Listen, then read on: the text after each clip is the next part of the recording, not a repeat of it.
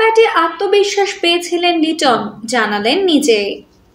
Test ক্যারিয়ারের অন্যতম দুর্দান্ত এক ইনিংস খেললেন লিটন কুমার দাস। সাদা পোশাকে নিজের চতুর্থ সেঞ্চুরি তুলে নিয়েছেন লিটন। পাকিস্তানের বিপক্ষে রাওয়ালপিন্ডি টেস্টে আজ রোববার 1 সেপ্টেম্বর লিটনের ব্যাট থেকে আসে 138 রানের অনবদ্য এক ইনিংস, যাতে ভর দিয়ে বিপর্যয় কাটিয়ে বাংলাদেশ পার করে স্মরণীয় একদিন। রাওয়ালপিন্ডি টেস্টের তৃতীয় দিনে আজ 26 রানে 6 উইকেট হারায় বাংলাদেশ।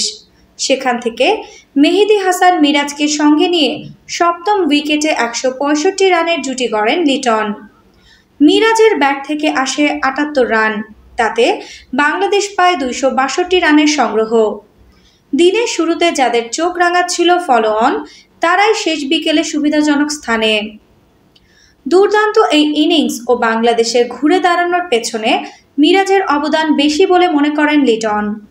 ম্যাচ শেষে সংবাদ সম্মেলনে তিনি জানান, মূলত মিরাজের ব্যাটিংয়ে বদলে গেছে সব, দল ফিরে পায় আত্মবিশ্বাস। লিটন বলেন, যখন আমাদের 6 উইকেট পড়ে যায় সেই সময়টায় পাকিস্তান দারুণ বল করছিল, ওদের খেলতে বেশ কষ্ট হচ্ছিল।